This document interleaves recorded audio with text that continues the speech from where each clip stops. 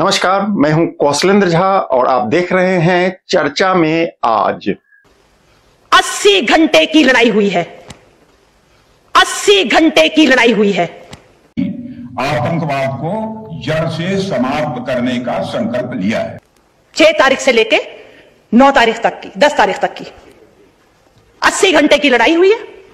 कि ऑपरेशन सिंदूर अभी खत्म नहीं हुआ है और ये पाकिस्तान ने बता दिया था कि अगर अब भी ना समझे तो अगली बारी तुम्हारी इकोनॉमी की है।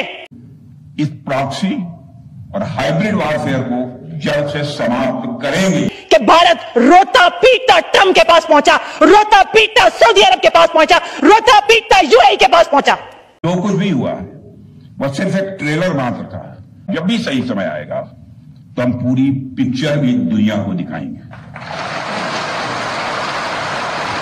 ये मोहतरमा पाकिस्तान के मेंबर ऑफ पार्लियामेंट हैं। इनको पाकिस्तान की बर्बादी दिखाई नहीं दे रहा है। बोलने से पहले एक बार पाकिस्तान के उन 11 एयरबेस की मंजर देख लेना था, और नहीं तो अपने आतंकी आकाओं से ही पूछ लेती। लेकिन नहीं, इनको अपनी बर्बादी से अधिक भारत के इकोनॉमी की चिंता सता रही है। भारत के 95 अरब, एक रफ एस्टिमेट के मुताबिक 95 अरब डॉलर्स तय हो गए हैं, और उनमें से जो 70 बिलियन डॉलर हैं वो सिर्फ अल्हम्दुलिल्लाह पाकिस्तान ने अल्लाह की मदद और नुसरत से पिछले सिर्फ 6 घंटे में, बुनियानुल मरसूस के 6 घंटे के अंदर 70 बिलियन डॉलर भारत के तहत हो गए हैं। नहीं है, आसुरी शक्तियों के विनाश का प्रण लेते हैं। निश्चरहीन करों में भुज उठाई पण कीन, अर्थात जिस प्रकार भगवान राम ने अपनी भुजाओं को उठाकर धरती को राक्षस विहीन करने का प्रण लिया था, ठीक उसी प्रकार श्री राम के आदर्शों का पालन करते हुए हमने भी आतंकवाद को जड़ से समाप्त करने का संकल्प लिया है।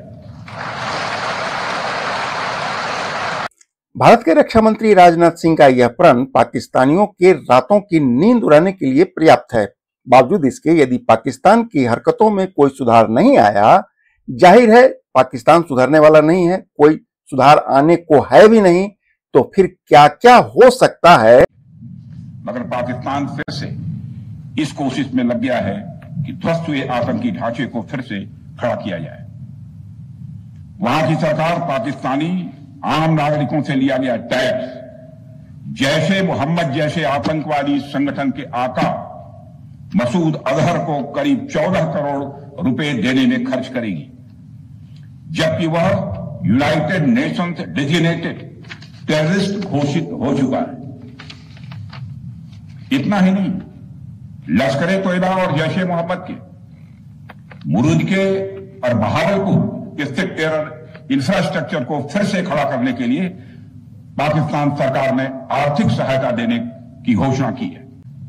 क्या यह इंटरनेशनल मॉनेटरी फंड IMF द्वारा, जो कि एक इंटरनेशनल ऑर्गेनाइजेशन है, उसके द्वारा इनडायरेक्ट फंडिंग इसे नहीं माना जाएगा?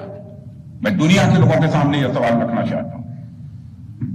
इसलिए मैं मानता हूं कि आज के समय में पाकिस्तान को किसी भी तरह की आर्थिक सहायता इकोनॉमी थी, उनको अंदाजा हो गया कि जो फौज सिर्फ 6 घंटे में 70 बिलियन डॉलर उड़ा रख सकती है, वो जब अडानी और अंबानी की एम्पायर्स के ऊपर हमला करेंगे तो क्या होगा। यही वजह थी कि भारत रोता पीटता ट्रंप के पास पहुंचा, रोता पीटता सऊदी अरब के पास पहुंचा, रोता पीटता यूएई के पास पहुंचा। कटोरा लेकर दुनिया से भीख मांगने वाले पाकिस्तान की ये मोहतरमा भारत की इकोनॉमी पर ज्ञान बांट रही हैं। यह वही पाकिस्तान है जिसका 1971 में 2 टुकड़ा हो गया था। पाकिस्तान से इधर बांग्लादेश का उदय हो चुका था।